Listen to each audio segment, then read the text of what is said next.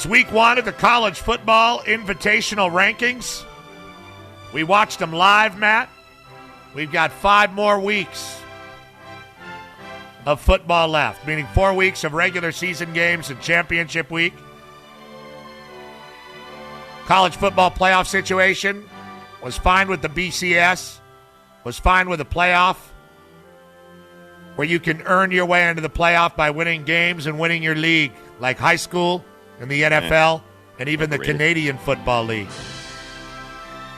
The current system where 130 teams play a full season and then wait for an ESPN committee to spew out invitations probably needs to change. So the sooner we can expand the field, Matt, the better. And I'll even be comfortable letting the committee sprinkle in a few wild cards. Like that Turkish salt chef. Like that. Exactly. There's your sprinkling. We'll go deeper into that topic. Let's get to the now and get to the games. And we'll talk about the Pac-12 whip-around game stuff. Thwack, thwack, thwack, thwack, thwack. Oregon State, 5-2. At Washington, 5-2. 7:30 tonight on ESPN2. The Huskies and the Beavs football rivalry began in 1897. This will be the 107th time they will face off on the football field. The Huskies hold a massive advantage with 67 wins, 35 losses, and 4 ties. I'm pretty sure there's not going to be a tie tonight. The Dogs had won 9 straight in this series before the Beavs prevailed 27-24 in Corvallis last year as Jimmy Lake's UWers spiraled to a 4-8 record. Now, the quarterback who led the Beavs to victory last year, Chance Nolan, has finally been cleared to play after several weeks in concussion protocol. At this point, head coach Jonathan Smith, a huge Dodger fan and a big fan of our show, that's the truth, believes Ben Gulbranson gives him a better shot at winning. And what a year for Michael Penix, Matt. Over 2,900 yards. Leads the nation in passing yards. 22-4 in touchdowns versus picks. He's only been sacked 5 times. The winning team tonight will be 6-2 and become bowl eligible. The Huskies are favored by 4.5 points. But Oregon State is the ranked team. The Beavs had not been ranked since 2013 before landing at number 23 this week. I expect a close and exciting game. And I like the Dogs, 33-31 in a nail-biter. Thwack, thwack, thwack. That takes us Oregon at Colorado. Matt, you ever hung out in Boulder before? I ran the Boulder to Boulder 10K. Drank some beer afterwards. I would say that that's far from hanging out. Keeping pace with a man in a tutu. The biggest point spread mismatch we've seen all season in the Pac-12 is upon us. The Ducks are favored by 31.5 points on the road in Boulder. What would the spread be if this game was in Eugene? 100. 35. 36. This game will be little to no stress for the Ducks, probably. The most memorable Oregon-Colorado game I remember was following the 2021 season when Pac-10 champion Oregon met Big 12 champion Colorado in the Fiesta Bowl. That would have been Mike Bellotti versus our old friend, the angriest man in the world, Gary Barnett.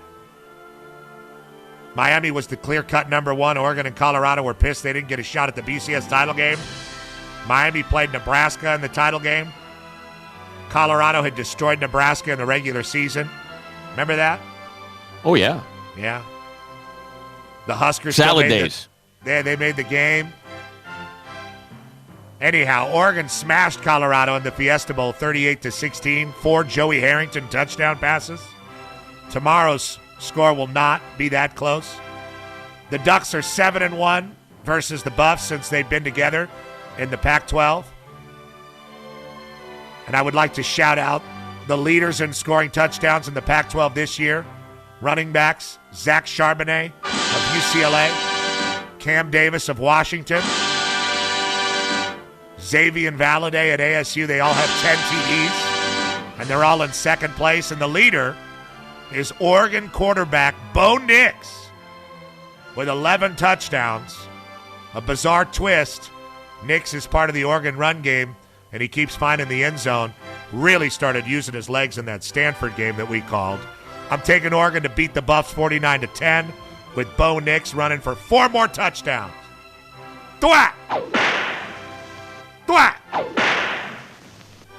Washington State at Stanford, Matt. 4-4 versus 3-5 on the farm. Ugly game this week.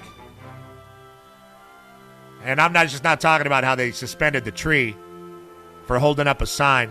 Freedom of speech for the tree. That's the truth. You can have your freedom of speech, you just can't be the tree. For shame.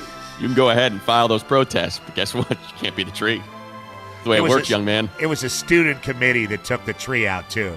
That's unfortunate. Which is BS. That is unfortunate. Wazoo has lost 3 straight games in 4 of its last 5. The Cougs are still a 5-point favorite on the road at Stanford. Stanford had a bad experience last Saturday night at the Rose Bowl. Charbonnet led a dominant UCLA run game over the Cardinal D. Stanford's offensive performance continued its unacceptable 2022. For context, with the Cardinals trailing UCLA 38-6, scored a late quarter touchdown in the 4th to make the score 38-13. That was the first touchdown Stanford had scored in 10 quarters. 2.5 games seems like a long time to go without scoring a touchdown, especially in 2022. Some injuries, but things weren't humming to begin with. It is ugly. I'll stick with my story. I'm taking the Cougars to snap their losing streak 27-9. Stanford, of course, getting its 9 points on 3 field goals. Blah! Arizona at number 14, Utah. 3-5 versus 6-2 at 4. The Utes are a 17.5-point favorite over visiting Arizona. And this game feels like one of those where Arizona will make a good and valiant effort, just like they did last week. But they're headed to Salt Lake City. And I hate to say they're vulnerable. It's rain, mid-40s, even with the Utes missing several playmakers. It smells of a Utah runaway victory. Especially with Arizona's lack of scheme and tackling on the defensive side. Regarding the state of Ute star quarterback, Cam Rising, I'm the last guy to ask. I'm riding with the Utes. 37-17. Thwack, thwack, thwack. They lose this game, they're in trouble. All right, Matt. Cal, 3-5 at USC, 7-1. The last USC weekender for the Cal people. Come on, Matt. Thwack, who's going to get drunk at the 9-0? That's the 9-0 theme song. That's Whoa! right. Tasty lick. Last November, USC lost to the Cal Golden Bears to complete a 4-8 season. This November, this game will play out a lot differently. The Trojans are 21.5-point favorites. They will post a convincing victory here. More on this week's game in a moment.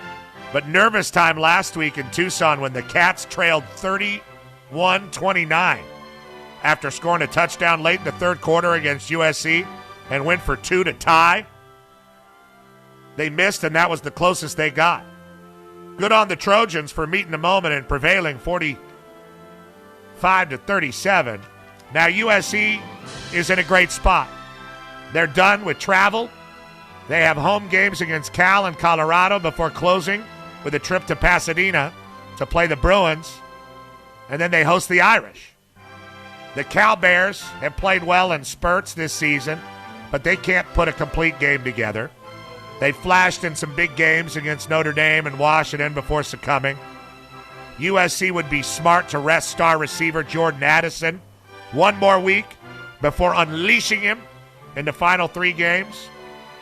But in this new era of NIL and the transfer portal, players have more to say over a lot of things, and I wonder how much these kids can flex their power over playing time and injuries. It's becoming a gray area, just like West Covina when it comes to being inside the IE. That is not a gray area. It is to some. There is no gray area there. Either way, if Addison insists on playing, I wouldn't let him return punts. Caleb Williams played his best game as a Trojan last week with 5 touchdown passes and over 400 yards. His best stat of the season so far, 1 pick for Caleb in 8 games. He runs all around, but he takes care of the ball. USC controls this game from Cal from the jump. They're favored 21.5. They'll cover that by halftime. 31-7 at half. 52-7 final score. USC rolls in the Collie. Thwack! Now our game, number 12, UCLA, 7-1 at Arizona State. 3-5. It's FS1, 7:30. I am not calling this game. Congratulations to LA area football fans. USC is playing on ESPN at 7:30. UCLA is playing on FS1 at 7:30. Is that right? This is never fun when the TV grids align the Trojans and Bruins to play at the same time on different networks. Believe me, neither network enjoys this. You splinter the LA TV market. Ideally, you're showing the Trojans game, and then you get Bruins fans watching to root against USC, and vice versa. UCLA hits the home stretch, playing a great and relatively healthy brand of football. Biggest injury concern at quarterback with DTR taking some big hits the last 2 weeks against Oregon and Stanford. Coach can never keep these thoughts in his frontal lobe, though. But it would be great for Chip Kelly and company to get DTR, Yayar, and Charbonnet a little less contact. Sun Devils have fought hard under interim coach Sean Wano, and I see them fighting tomorrow in Tempe. He's done a good job getting this team to trust him and believe in him. All while the worst secret in the Pac-12 is that Oregon OC Kenny Dillingham is going to be the next ASU head coach. The Bruins are favored by 11 points. My score, 45-17 UCLA. Case and the quarterbacks get it cracking at 5 on AM 570. Game time at 7:30. Matt, we expect Chip Kelly to play very fast, breakneck pace to control this game. The Bruins building a big lead and then clearing the bench. That's the truth. My schedule this week, Thwack! 1 game. BYU facing Boise State on the blue at 4 o'clock Saturday. This game has been moved to FS2 as Game 6 of the World Series has shuffled around a few games on the Fox Sports programming schedule. And I've had BYU on the schedule all week, and we haven't played the BYU song once. It's a good point. Right? Has not been played a single time. A month ago, they were 4-1. Playing a nip-and-tuck game in Vegas against Notre Dame. But the Cougars lost that game, plus lost to Arkansas, Liberty, and then East Carolina on the last play of the game last week. After going 11-1 and 10-3 in his last 2 seasons with a veteran quarterback in Jaron Hall, plus the big start, this losing streak came out of nowhere for Kalani Sitake. Bowl eligibility is now a real concern.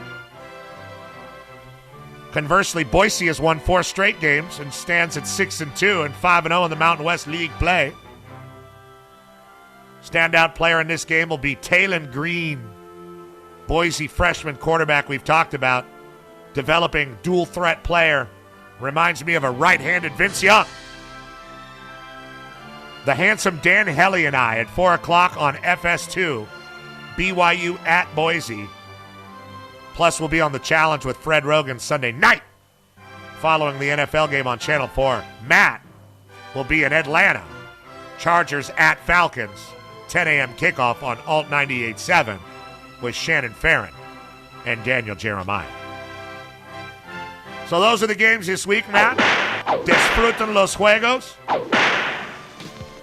And we appreciate you participating in the college football whip around.